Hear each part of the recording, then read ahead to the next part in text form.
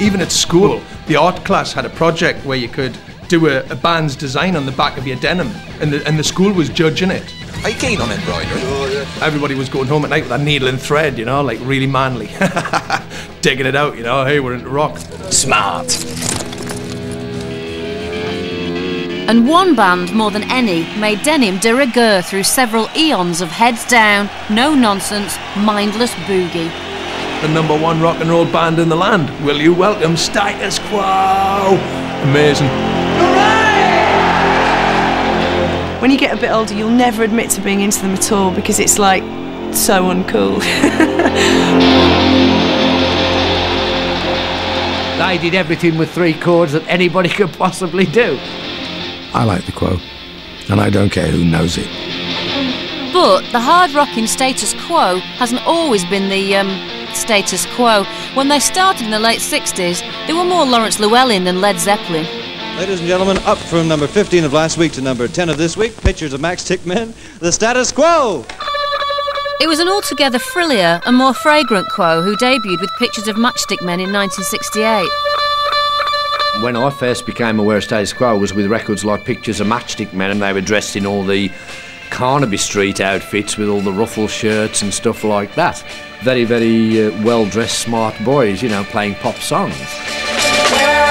Up to the sky, I see your eyes, a funny kind of yellow. I tried to copy the Hey Joe by what's his name? Jimi Hendrix, and came out with Matchstick Men. Then we had this thing that were psychedelic bands. We were a psychedelic band with a soul set, and we were rocking. It was confusing.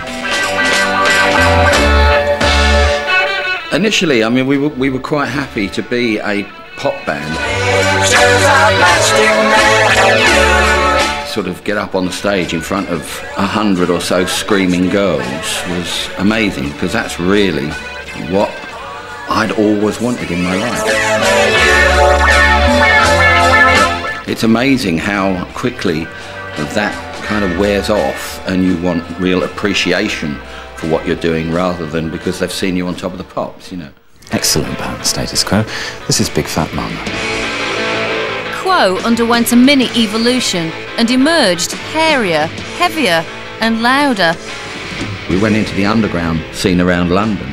You go in and people are sitting down cross-legged on the floor, you know, long hair, trench coat, album under one arm, pint in the other hand, you know, and just kind of sitting there.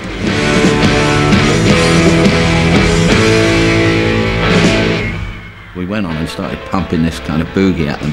They all start nodding their heads, and I mean, we hadn't sort of done all this, so we'll have some of that. And to get closer to them, you sort of, if you excuse the expression, open your legs, right, and sort of get down there like that, and that's how the whole Quo stance sort of came about. You turn your amp on, put your guitar on, you know, and the hair would come down, and you start with this movement together, and 2 of you moving together, or 3 of you moving together, and then you saw certain people in the audience were, And there was this great feeling of everybody, hey, it's a collective consciousness going on.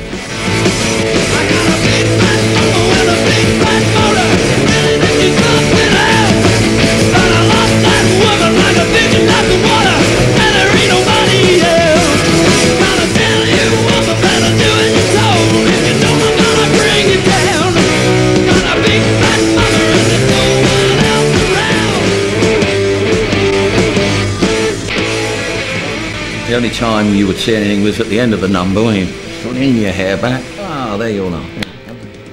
And like that, blah, blah, blah, next song, head down, and away you go again. See you.